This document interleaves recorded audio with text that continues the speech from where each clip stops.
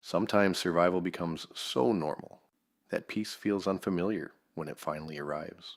That may be one of the strangest parts of healing after long-term trauma. People often imagine freedom as immediate relief, immediate happiness, or immediate emotional closure. But after years of living inside fear, control, unpredictability, and survival, safety itself can feel emotionally confusing at first. The body does not instantly forget decades of hypervigilance simply because the danger is no longer physically present. That is where Bonnie's story enters in part 6. By the end of part 5, she had finally escaped the relationship that controlled nearly 3 decades of her life. She survived the threats, the violence, the fear, the manipulation, the financial destruction, and the emotional exhaustion that had shaped almost every part of her adult life. But escaping was not the end of the story. It was the beginning of learning how to live again. Welcome to No One Is Normal, the podcast where real stories remind us that none of us are alone. You can also visit the website www.bradhhill.com or www.nooneisnormal.co for resources, updates, and future podcast episodes. I am Brad H. Hill, and each week we talk about the messy, the complicated, and the deeply human moments that shape us and remain in our memories. I am not here to tell anyone how to live. I am here to offer the stories, the insights that made me realize that no one is normal, including me, because healing starts when self-honesty begins. Bonnie says one of the strangest parts of finally living alone was the silence. Not silence in a peaceful, movie-like way at first, more in a disorienting way. There were no drunken outbursts downstairs, no screaming, no sudden accusations, no waiting for a door to slam open, no monitoring someone else's moods every minute of the day. And because her nervous system had adapted around chaos for so many years, the absence of it initially felt unnatural. She still startled easily. She still checked locks repeatedly before bed. She still looked over her shoulder, walking through parking lots. Unexpected noises still made her heart race because part of her body remained convinced danger was about to return at any moment. Healing after prolonged trauma often works that way. The environment may change long before the nervous system catches up emotionally. Bonnie says there were nights she woke up panicked after nightmares where she thought she was still trapped in the farmhouse or still hiding upstairs in the attic. Sometimes she woke up expecting to hear yelling or footsteps downstairs before remembering she was finally alone. That detail stayed with me because it shows how deeply survival can wire itself into the body over time. Trauma is not simply remembered intellectually, it gets stored physically too. Certain sounds, situations, movements, or emotions can reactivate fear even years later because the nervous system learned to survive by expecting danger constantly. At the same time, Bonnie also describes moments where she slowly started realizing she could make decisions without fear attached to them anymore. Small things at first. She could go to the grocery store without being interrogated afterward. She could wear makeup without accusations. She could cut her hair however she wanted. She could sit quietly in her own apartment without worrying that someone would suddenly start screaming at her. Those moments may sound ordinary to someone outside trauma, but after decades of control, ordinary freedom can feel enormous emotionally. One thing Bonnie talks about openly now is how emotionally uncomfortable peace felt at first. People often assume survivors immediately relax once they leave abusive environments, but after decades of unpredictability, calmness itself can feel unfamiliar to the nervous system. There were moments where ordinary silence in the apartment almost made her anxious because her body had spent so many years preparing for yelling, accusations, slammed doors, or sudden emotional explosions. Some evenings, she would catch herself sitting completely still, listening for sounds that were no longer there. That kind of conditioning does not disappear quickly. Bonnie says she still found herself rushing explanations unnecessarily, even after she no longer needed to justify her whereabouts to anyone. If she stopped at a store after work, part of her still mentally prepared to defend why she was there. how long she stayed, and who she spoke with. Sometimes she would realize halfway through explaining something that nobody was interrogating her anymore. The habit had simply become automatic after years of emotional survival. Reading that part affected me deeply because it shows how trauma reshapes ordinary behavior over time in ways survivors themselves may not fully recognize until they finally reach safety. Even freedom can feel emotionally disorienting when fear has shaped daily life for decades. One of the biggest struggles Bonnie faced after leaving was figuring out who she actually was outside of survival. That part was hard to fathom because when someone spends nearly 30 years adapting around another person's violence, moods, addictions, and control, survival itself can slowly replace identity. The person becomes so focused on avoiding conflict, enduring instability, protecting others, managing fear, and simply making it through the day that eventually they lose touch with what they genuinely enjoy, want, believe, or need for themselves. Bonnie says there were moments after leaving where she almost felt emotionally blank because she had spent so many years reacting to turmoil that she no longer knew how to simply exist peacefully. And honestly, I think many survivors understand that feeling. Sometimes healing does not begin with confidence. Sometimes it begins with confusion. A person suddenly has freedom they have not experienced in years, but emotionally they still feel programmed for survival instead of peace. That process takes time. Bonnie slowly started rebuilding herself piece by piece. She continued modeling occasionally because it helped reconnect her with confidence and self-expression. She started spending time with healthier people. She rebuilt relationships with family members that had weakened during the years of isolation. She started allowing herself to imagine a future that was not centered around fear for the first time in decades. And none of it happened overnight. Healing is not linear. There were still moments of grief, fear, anger, guilt, anxiety, and emotional exhaustion. There were still memories that hit unexpectedly. There were still nights where she questioned herself or replayed painful moments in her head, wondering how her life became what it did. But underneath all of that, something important had changed. For the first time in a very long time, Bonnie was no longer surviving day to day inside immediate danger, and that gave healing room to begin. Bonnie also describes periods of guilt after leaving that confused her emotionally. There were moments where she questioned whether she had somehow failed him by finally leaving, even after everything he had done to her. Intellectually, she knew the abuse was wrong. She knew she nearly lost her life staying there, but emotionally, decades of manipulation had trained her to feel responsible for his emotions, health problems, financial instability, and self-destruction. That emotional conflict is something many survivors wrestle with privately afterward. Long-term abuse often conditions people to believe they are responsible for keeping situations stable, no matter how badly they themselves are being hurt in the process. When they finally leave, relief can exist beside guilt, grief, confusion, and sadness all at once. I think that emotional contradiction is difficult for outsiders to fully understand sometimes, because people want healing to feel clean emotionally. Real healing rarely works that way.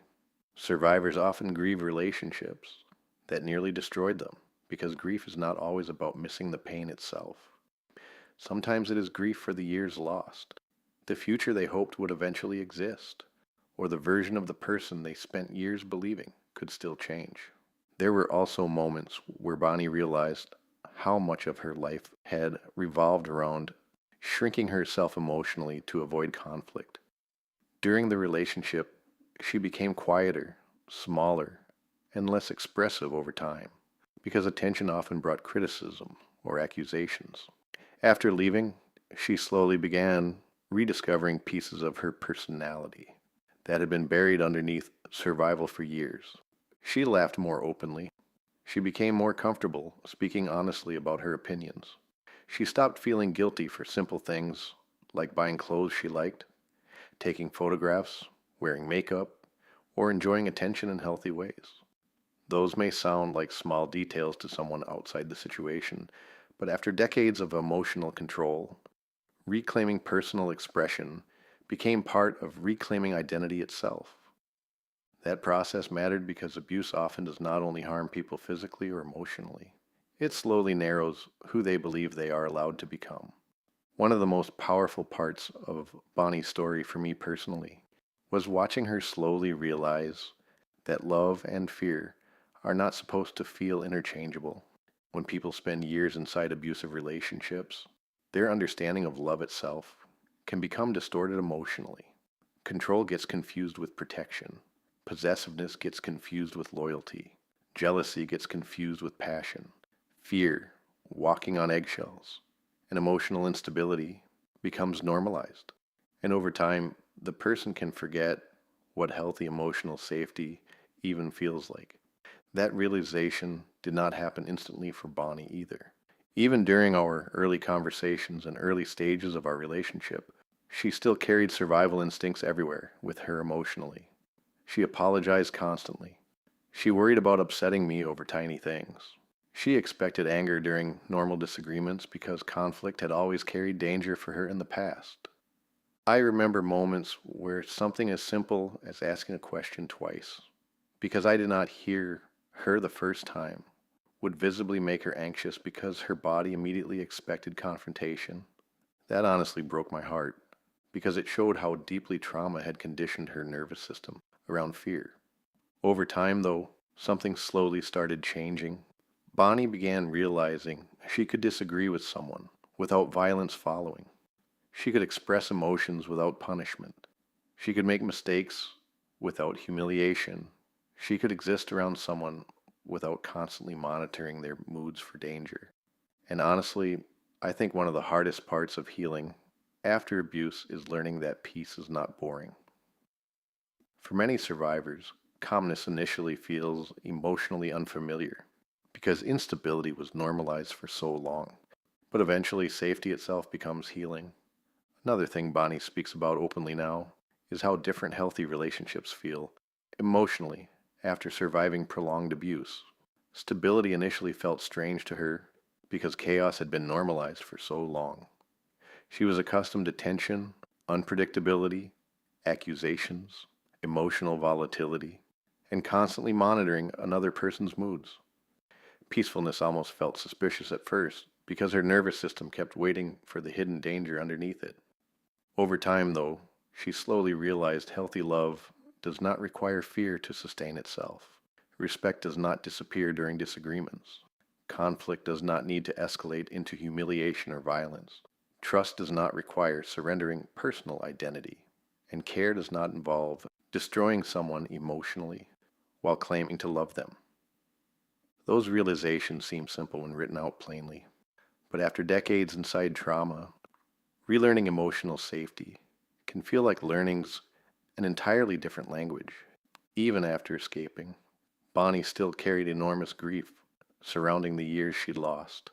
That part matters because healing does not erase mourning. Survivors often grieve multiple versions of life at the same time. They grieve the years lost to fear, the opportunities they never got to experience, the younger version of themselves who believed things would eventually improve, the relationships damaged by isolation, the emotional scars that remain long after physical danger ends. Bonnie carried grief about the abortion for many years afterward. She carried grief about the violence. She carried grief about the parts of herself that disappeared during survival.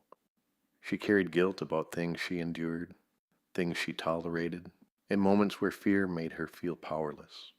And honestly, I think many survivors unfairly blame themselves for surviving the only way they knew how at the time. Reading through Bonnie's story taught me something important about trauma. People often judge survivors for the decisions they made. While trapped inside environments, most people could never emotionally comprehend themselves.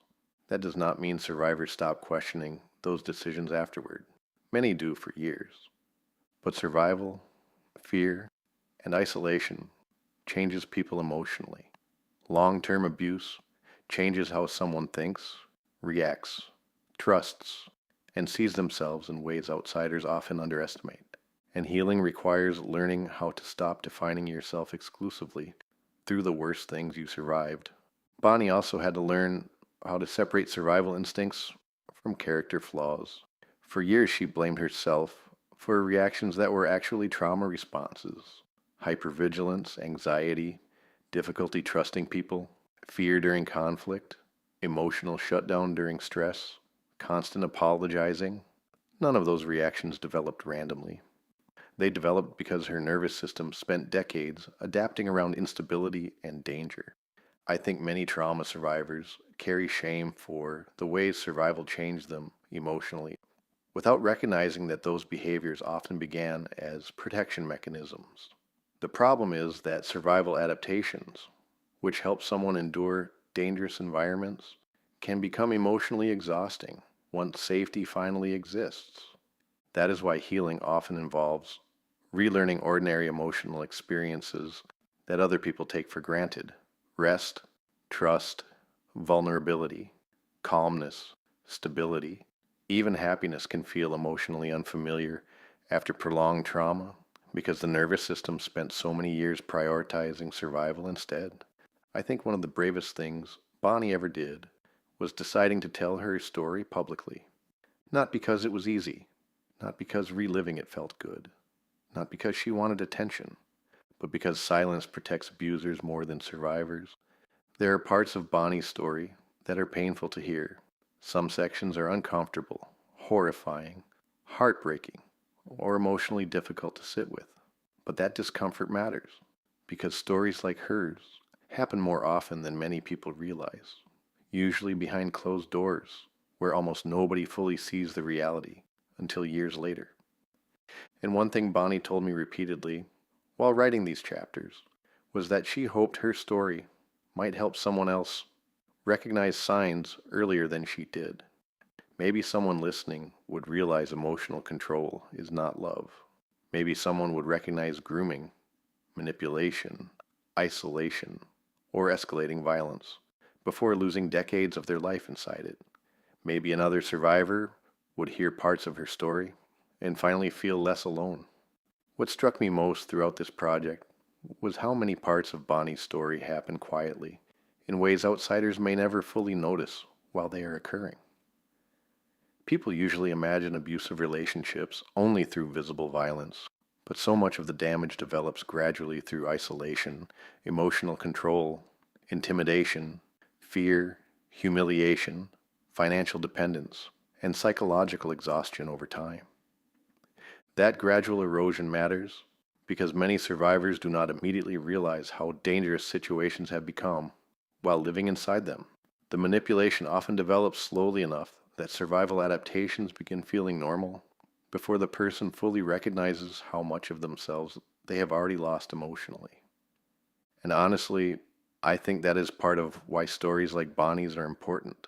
They help put language around experiences many survivors struggle to explain clearly themselves. Sometimes hearing another person describe trauma honestly helps people recognize patterns inside their own lives that they previously minimized or normalized. That is why stories like this matter. Not because trauma should define a person forever, but because truth can help people feel seen when silence made them feel invisible for years. Bonnie says one of the biggest things she learned afterward was that survival and living are not the same thing. For years, her entire life revolved around endurance, getting through the next fight, avoiding the next accusation, managing the next crisis, keeping people fed, paying the next bill, preventing another explosion. Surviving became such a constant emotional state that eventually she forgot life was supposed to contain peace too. And honestly, I think many people listening understand that feeling, even outside abusive relationships. People can spend years trapped inside burnout, grief, addiction, toxic environments, emotional neglect, fear, anxiety, or survival mode, until functioning becomes mistaken for living. They continue showing up outwardly, while internally feeling exhausted, disconnected, or emotionally numb. Bonnie's story reminds me that healing often begins when people finally realize that they deserve more than mere survival. Not perfection, Not a pain-free life, not constant happiness, but safety, peace, respect, the ability to exist without fear constantly shaping every decision. That realization changed her life. Real resilience rarely looks polished while someone is living through it. Sometimes resilience looks exhausted, frightened, quietly enduring another day, because giving up feels even more dangerous emotionally. Bonnie's strength was not that she survived without breaking. Her strength was that even after being broken repeatedly, some part of her still kept fighting for life underneath all of it. This final chapter affected me differently than the others, because it carries something the earlier sections could not fully hold yet: space to breathe. The fear and trauma are still a part of Bonnie's story. The grief, emotional scars, memories, and aftermath all remain real. But for the first time, survival is no longer the center of every moment. And honestly, that emotional shift matters deeply. What resonated with me most while working through these chapters was not only the amount of pain Bonnie survived, but the fact that some part of her continued fighting for life underneath all of it, even when hope became difficult to see clearly. That strength did not always look dramatic. Sometimes it looked like quietly saving money, surviving another work shift, protecting her pets, rebuilding confidence slowly after years of humiliation, and simply continuing forward when everything around her made giving up understandable. Real resilience rarely looks polished while someone is living through it. Sometimes it looks exhausted, frightened, emotionally drained, and uncertain. Bonnie's strength was not that she survived without damage. Her strength was that even after years of fear and trauma, some part of her still refused to completely disappear underneath it all. Working through Bonnie's story changed me emotionally because hearing trauma in this level of detail forces you to confront how deeply fear can shape someone's entire existence over time. Before this project, I understood abuse intellectually the way most people do.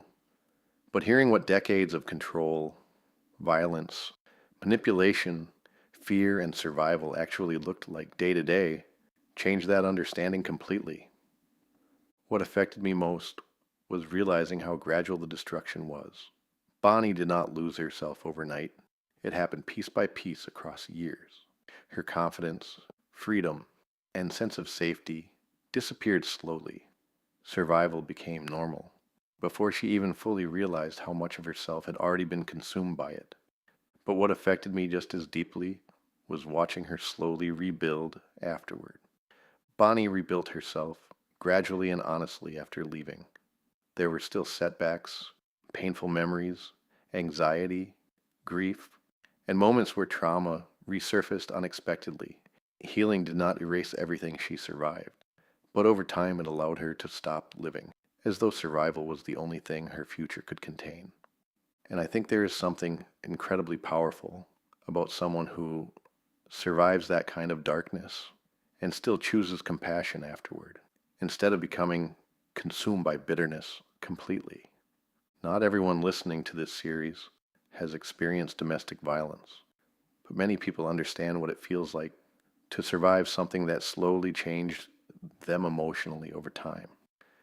Trauma does not always arrive in one catastrophic moment. Sometimes it develops quietly across years through fear, instability, loss, manipulation, neglect, addiction, emotional exhaustion, or survival itself. And often people become so focused on enduring life that they forget peace is even possible for them personally. If Bonnie's story connected with you emotionally, I hope you remember something important.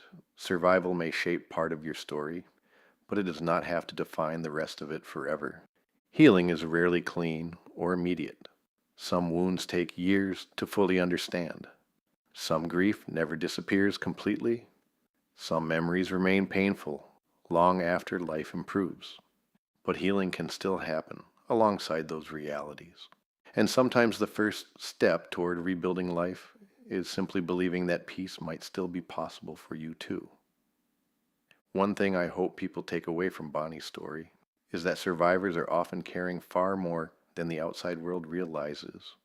Many people become incredibly skilled at functioning publicly while privately fighting emotional battles nobody around them fully sees. They go to work, pay bills, raise children, smile in conversations, handle responsibilities. Meanwhile, internally, they may still be trying to survive fear, grief, trauma, shame, anxiety, or emotional exhaustion beneath the surface. That is why compassion matters so much. Not superficial pity, not judgment disguised as advice, real compassion. Because sometimes the strongest people are simply the ones who became most practiced at surviving pain quietly. Bonnie's story does not end with perfection. It ends with survival becoming life again. After nearly 3 decades of abuse, fear, emotional control, violence, and manipulation, financial destruction, and survival, she finally reached a place where peace became possible. Not every scar disappeared. Not every memory stopped hurting. But for the first time in a very long time, fear no longer controlled every part of her daily existence. And honestly, that matters, because stories like Bonnie's are not only about trauma. They are also about what happens when someone finally refuses to disappear underneath it. On Monday, Bonnie will join me on the podcast to talk openly about everything that came after these chapters. We are going to discuss healing, rebuilding identity, learning safety again, relationships after trauma, and what life actually looks like after surviving nearly 30 years of abuse. Because escaping survival is one story. Learning how to live afterward is another. Just a reminder, the stories and conversations in this podcast are for informational and personal reflection only. Nothing shared here should be taken as medical, legal, or professional advice. Always speak with a qualified professional about your own personal situation. Thank you for listening to No One Is Normal. If today's message resonated with you, you can find the book No One Is Normal on Amazon and Kindle, and explore more resources at www.bradhhill.com or www.nooneisnormal.co. Remember, you weren't meant to be normal, you were meant to be you.